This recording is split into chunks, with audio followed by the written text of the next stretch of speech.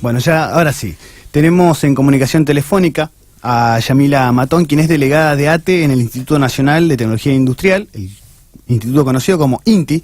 En este último tiempo se ha perdido un poco el tema INTI en los medios de comunicación, me imagino, entre la coyuntura, ¿no? Y también el blindaje propio que tiene mediático el gobierno provincial y el gobierno nacional.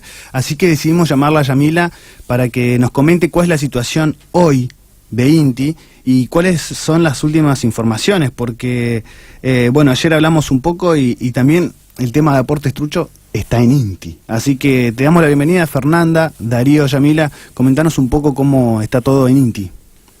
Hola Fernanda, hola Darío, gracias por el llamado. El INTI sigue mostrándose como un ejemplo, o la redundancia, una muestra más en términos sociológicos de lo que es el país. Varias de las cosas que van sucediendo más a nivel nacional se ven reflejadas en la escala del INTI. Vos hablabas de los aportes truchos, aportantes truchos. Bueno, el INTI desde el 15 de marzo tiene apostados al interior del instituto a personal de la empresa de seguridad Murata, una empresa ahora muy conocida, ya que su titular, dueño de la empresa, un policía exonerado en el 2004, Ferglowski, probablemente estoy pronunciando mal el apellido, figura como aportante de campaña, pero además es quien brindó los listados del personal de Murata para la campaña 2015 y 2017. Laburantes de Murata serían aportantes, según... Y eso es lo que están investigando, esto es lo que está en los medios. De hecho, algunos de ellos han salido a hablar, no todos, porque muchos tienen miedo de perder el trabajo, claro, por supuesto. La particularidad y lo que se ve en el INTI es la contracara, ¿no? Por un lado está el aporte, que está prohibido para una empresa que es contratista del Estado, y en el INTI se ve cómo se devuelve este aporte de campaña. Se devuelve con contrataciones. El INTI le paga, solo el INTI, ¿no? Porque también Murata ha sido contratada en otras dependencias del Estado y, por ejemplo, también en lo que es las estaciones de tren Sarmiento, pero digo, en el caso del INTI vuelve con una contratación mensual de 1.300.000 pesos. Nada más y nada menos. Nada más y nada menos. Nada más y nada menos. Como si fuera poco y como perlita, si querés, sí, al momento de contratar a Murata, porque lo hicieron solamente pidiendo un presupuesto a ellos y un presupuesto a una segunda empresa, no hay ningún tipo de contratación ni licitación, y por esos importes debiera haberlo, según el circuito establecido en el Estado. La otra empresa a la que le piden un presupuesto de seguridad es Freshing Security, Sociedad Anónima, que es la otra empresa de seguridad asignada como aportante trucho de la campaña del gobierno de Macri. O sea, que el olfato, para ser irónica, ¿no?, de Javier Ibáñez, el presidente del INTI, no le falla a quien tiene que convocar, ¿no? Son los amigos, él sabe cómo es este circuito, lo conoce desde hace rato, desde que trabajaba en el gobierno de la Ciudad de Buenos Aires. En tanto a los despidos, sabemos que fueron 258, la justicia ha determinado que vuelvan a su puesto de laburo, algunos así de manera más particular. ¿Eso en qué ha quedado? Bueno, este tema puntual que estás tocando, yo había sido una de las beneficiadas por las medidas cautelares. Los que volvieron por la justicia hasta ahora éramos los delegados que habíamos interpuesto la medida cautelar. A mí me la había otorgado la sala de apelaciones número 4. El 3 de mayo empecé a volver a trabajar, pero el INTI decidió el 28 de mayo cerrar el portón y no acatar más la medida cautelar sin mediar palabra. Porque a vos no te pueden echar porque sos delegada gremial, entonces tenés fuero. Correcto. Y no importó, te echaron igual, y cuando te volvieron a poner en INTI, no te dejaban entrar. Exactamente. Claro. Hicimos las presentaciones ante la justicia, suponiendo que la misma sala, digamos, iba a penalizar al INTI por desatender una cautelar que ellos habían otorgado, pero en lugar de hacer eso, revalidaron el levantamiento de la medida cautelar, o sea, no me la otorgaron, aludiendo a una resolución del Ministerio de Trabajo. Y ahí te cuento entre paréntesis. A mí la sala me da la cautelar, para hacer esto cronológicamente se va a entender, el 16 de abril, por eso yo vuelvo efectivamente entre que se avisa el INTI y el 3 de mayo. 3 días después del 16 de abril, el 19 de abril, el Ministerio de Trabajo dice que las elecciones que fueron en diciembre de 2016, o sea, 1 año y 4 meses antes de este dictamen, tendría que haber sido por 25 delegados y no por 60 como fue. Por supuesto que no dice cuáles debían ser esos delegados, porque sería una locura elegir entre esos 60 que en mi trabajo elija quiénes.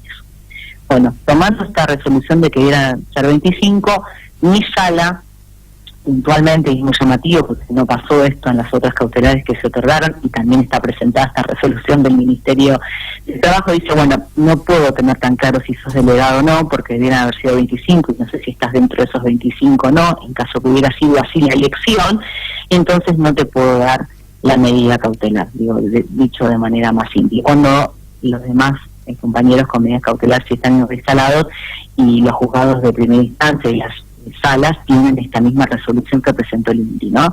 Pero claramente cuando empezaron a salir las medidas cautelares a favor de los delegados, las autoridades del INTI se movieron para que el Ministerio de Trabajo haga un dictamen y poder presentarlas. La verdad que no pensamos que iba a dar al lugar, porque es una resolución de 1 año y 4 meses después. Repito, no dices quiénes son y quiénes no, porque no podría decirlo. ¿Me explico? Sí, no, solo dice, debieran haber sido 25. Bueno, teniendo en cuenta si querés para la próxima elección, pero eso no invalida una elección, un acta, que no intervino el Ministerio de Trabajo para impugnarla en ningún momento, que se eligieron, que están las urnas, que están los votos. Y no, a nivel jerárquico, ¿un fallo de la justicia está por debajo de un dictamen de un decreto del Ministerio? No, el fallo de la justicia está por arriba de una resolución del Ministerio de Trabajo. El punto es que para la medida cautelar o el amparo es, a ver, mientras se dé el juicio de fondo, que es lo que sigue en mi caso y en el caso inclusive de los compañeros que están reinstalados, provisoriamente, ¿sí? Mientras yo decido juez, ¿no? Provisoriamente te doy un amparo para que vos puedas volver a trabajar, fundamentalmente porque fuiste despedido sin causa, y el tiempo que a mí me tome, y con estos elementos entiendo que hay un derecho vulnerado que no es solamente el del despedido, sino fundamentalmente en aquellos que son representados y del que vos eras delegado, que no tienen representación. Entonces, mientras tanto, te doy el amparo. Eso no quita lo que tiene que definirse en todos los casos, requiero de los compañeros que tienen la cautelar activa, que están en el instituto y son delegados, como en la de mi caso, y es el juicio de fondo, que se llaman sumarísimos porque son juicios abreviados, en donde lo que se discute, independientemente de ser delegado, es si fuimos despedidos por un acto de discriminación y persecución, que está más que probado. De hecho, yo pertenezco a la lista naranja, donde el 100% de los delegados, los candidatos que no fueron delegados y los activistas o militantes de la agrupación fueron despedidos. Los únicos que no fueron despedidos eran los 4 que fueron planta permanente. Todo lo técnicamente despedible de la lista que yo integré, que aparte es la lista opositora a la actual Junta Interna, fueron despedidos. O sea, no es una... sí, claro, es sistemático. A ver, no es una cuestión de pálpito o es algo que nos parece, una cuestión de... Uno puede deducir cierta persecución. Absolutamente. No es un pálpito, eso quería decir. Es un hecho contundente. Claro. Y en tanto al presidente de INTI, que es Javier Ibáñez, ¿cuál es su situación? ¿Y ustedes lo ven a él en el cotidiano o no? Bueno, este es un elemento muy interesante. Ibáñez, desde los despidos del 26 de enero, por 104 días no fue al INTI. Volvió un 10 de mayo, ante lo cual, imagínate que lo conmocionante que fue que vuelva el autor de los despidos por primera vez, dice el INTI, después de 104 días que se ausentó, desapareció del Parque Tecnológico Miguelete. Queríamos entrevistarnos con él, por supuesto que el INTI en el edificio donde está la presidencia y la gerencia lo tienen cerrado, con personal de Murata apostado en la puerta, cerrado con llave, o sea, los trabajadores comunes del edificio donde está el presidente tienen que salir tienen puerta-ventana, tienen que salir por allí. Entonces nos acercamos a la ventana de él no quiso atendernos, inclusive la ventana, la cortina baja, e hicimos una denuncia que me tocó, digamos, protagonizar en esas circunstancias. Después de eso, él se dio cuenta que iba a ser muy difícil volver al instituto. Bueno, 15 días después me impide el ingreso y ahí él vuelve a ir al instituto 2 o 3 veces a la semana. Pero bueno, su conclusión fue que para que él esté en el INTI yo tendría que estar afuera, si no, digo, ser bastante difícil. Eso es por lo menos lo que muestran los hechos, ¿no? Claro. Digo, que sacarme por la fuerza del instituto para poder volver ahí. De acá en adelante, ¿qué van a hacer los trabajadores de INTI? Te cuento y te respondo algo más. IANI pesan sobre sus espaldas decenas de denuncias penales, tanto en la Fiscalía de Investigaciones Administrativas, por incumplimiento de funcionarios públicos, contrataciones irregulares, sobreprecios, contratación de asesores, bueno, decenas de denuncias. También está denunciado lo de Murata, también está con una denuncia por una contratación irregular por 57 millones de pesos, era para modificar, renovar todo el tendido de mediana y alta tensión del instituto y contratar a una empresa de limpieza sin antecedentes y sin ningún tipo de experticia en lo que tiene que ver con tema ingenieril y de electricidad. Y también hay denuncia en el juzgado de Bonadío por persecución y por este tipo de acciones en las contrataciones. ¿Cómo seguimos? En este momento los trabajadores, los compañeros que están adentro, siguen haciendo asambleas, siguen recorriendo los sectores. La sensación, el INTI está paralizado, funciona un 20% según en los indicadores, y es una tensa calma en el sentido de esperar un próximo golpe, una próxima tanda de despidos. Esa es la sensación. Por supuesto que lo que tiene que ver con los delegados reinstalados, en conjunto con los compañeros que no fueron despedidos, hacen lo que se puede en un instituto que está absolutamente militarizado, donde la persecución es permanente, donde han querido instalar el terror, pero donde tienen un fuerte repudio de las autoridades, todo el descrédito político, no solamente de los trabajadores, sino también de la conducción. Hace un mes y medio sacaron nuevamente una carta a los directores del instituto, sí, denunciando una reestructuración que quieren implementar, una reestructuración que lo que trae es un desguace del INTI, reducción de personal, sacrificar líneas de trabajo estratégicas. El INTI se organiza por centros productivos, ¿no? Sí. INTI carnes, INTI caucho, INTI lácteos, INTI textiles, INTI plásticos. Bueno, eso quieren que desaparezcan, que queden grandes sugerencias, fundamentalmente una estructura piramidal con una fuerte presencia de sugerencias y de direcciones, y después casi que no haya terceras líneas de coordinaciones y jefes de laboratorio como ahora estamos acostumbrados, y eso implica claramente una reducción de personal. No va a haber más jefes y una con mayor cantidad, ¿no?, de gente a cargo cada uno. Una desprofesionalización también del instituto, porque si antes lo teníamos más específico, tenemos la posibilidad de ser como más claros en el trabajo. En cambio, si viene alguien que no conoce, por ejemplo, la industria del caucho, va a tener que dirigir también esa industria en la parte que no conoce. Eso sin dejar de mencionar el fuerte impacto que están recibiendo las pymes y la industria en este momento, donde sería fundamental un instituto tecnológico apoyándolo con capacitación, con servicios, con asistencia, con ensayos, con certificaciones. Pero por el contrario, se va a la desregulación.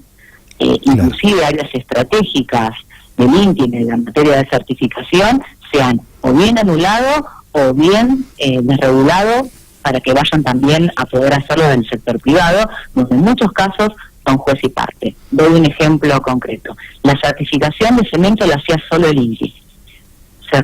Sacó un decreto que no se hace más certificación de cemento.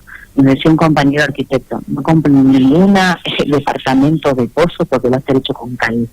Si nadie certifica el cemento, imagínate lo que puede ser el riesgo de las construcciones. Claro. Eso está anulado, ni siquiera se derivó del sector privado. Otras cuestiones se están derivando del sector privado. Por ejemplo, nosotros certificábamos la seguridad en ascensores. Ahora, Lenor está haciendo un convenio con la Cámara de Ascensoristas para hacer un nuevo laboratorio.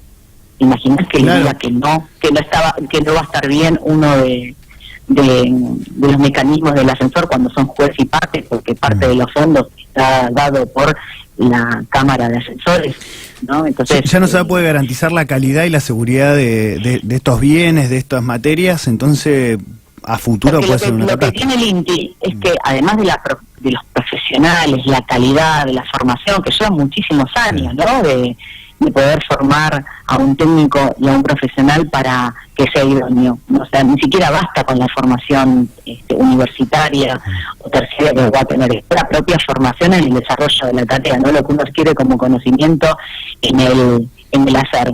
Digamos, esto se desbarata absolutamente, pero digo, además de perder eso, el valor del INTI es que es un tercero imparcial. Sí. Esto es fundamental. Es ese que te tiene que decir que tu producto no cumple con determinadas normas, no cumple.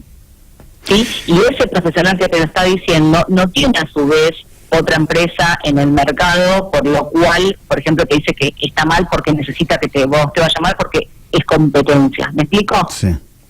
Mira, ya... el ingeniero Sánchez no tiene su empresa Sánchez SRL para decirte que la tuya va mal, cosa que él pueda sacar una mayor tajada en el mercado. No sé si puedo hacer... Sí, no te entendemos.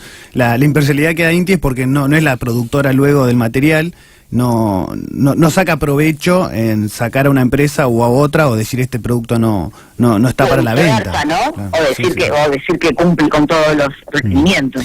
En su momento recuerdo una gira de Mauricio Macri por Europa, donde se empezó a hablar de un tratado de libre comercio con la Unión Europea, la cual pedía que INTI no regule ciertos productos. ¿Eso en qué quedó? ¿Es real? ¿Fue real o no? Es absolutamente real, y la prueba de esto, digo, porque uno siempre dice, o yo trato, digamos, de poder diferenciar lo que es una opinión de lo que es un dato.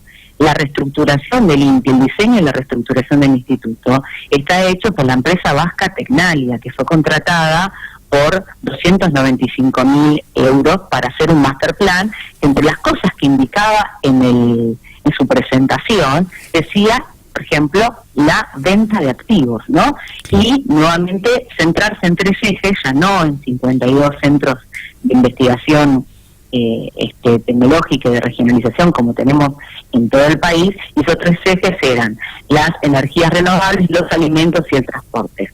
Claramente un INTI organizado de acuerdo a demandas o intereses de un sector foráneo, porque lo que quedó vislumbrado de acuerdo a nuestras investigaciones, en la denuncia que sobre todo salieron muy fuertes en el periodo que estábamos haciendo la permanencia durante fines de enero, febrero y principios de marzo, los 47 días de ocupación del instituto, es que nadie del sector productivo, mucho menos los directores del instituto y el personal técnico del instituto, había sido consultado. No se hizo ningún diagnóstico para definir esas áreas o para definir la venta de los activos o la desregulación o la pérdida de líneas de trabajo. Esta fue una decisión de Ibáñez, en donde Tecnalia le calzó a la medida para un proyecto sin duda del gobierno nacional en relación a la industria, pero que quedaba avalada por un organismo que también había sido público en el País Vasco y que terminó siendo privatizado. Entonces, el mayor ejemplo de lo que se quería hacer acá era solamente mirar lo que había sucedido allí en el País Vasco. Claro, utilizar ahí el modelo a seguir de privatización de manera progresiva, pero siempre hacia la privatización. Hoy Tecnalia es una fundación. Lo interesante es que el 22 de junio pasado fue interpelada la consejera del gobierno del País Vasco, que tiene dentro de sus responsabilidades el vínculo con Tecnalia, fue interpelada en el Parlamento por un diputado de la coalición Equo Podemos, en donde se lo responsabilizaba de lo que había sucedido en el INTI, fundamentalmente porque estaban violando uno de los principios básicos del País Vasco, que no es intrometerse en la soberanía y en la autodeterminación de los pueblos, y como ellos dicen, de un pueblo hermano como Argentina, que ha acogido a cientos de hombres y mujeres del País Vasco, ¿no? Y bueno, en esas circunstancias nombraban lo que Tecnalia había hecho en nuestro país, y siguen las investigaciones para responsabilizar al País Vasco en ese sentido. Lo ha llegado a niveles internacionales el conflicto del INTI. Yamila, te agradecemos por el contacto, vamos a seguir al tanto con lo que sucede en INTI. No, a ustedes, muchísimas gracias. Nosotros seguimos pidiendo por la reincorporación de los 258 compañeros de enero, más 7 compañeros despedidos el 24 de mayo, porque se había sumado otra tanda, y hay otra compañera becaria, la que no se renovó la beca, pero que es un despido porque ha participado en las elecciones, ha integrado también, no casualmente, la lista de la que soy parte, por lo tanto nosotros hablamos de 266 despidos en el instituto, y pedimos la reincorporación de todos ellos, porque inclusive los compañeros con medida cautelar es una medida provisoria de la justicia, y nosotros la reincorporación debe ser definitiva, conservando nuestros situación laboral porque han sido despidos injustificados, sin causa, como lo dice la Carta Documento y como lo dicen nuestros legajos. Muchísimas gracias. Yamila Matón, delegada de ATE en el Instituto Nacional de Tecnología Industrial, el INTI.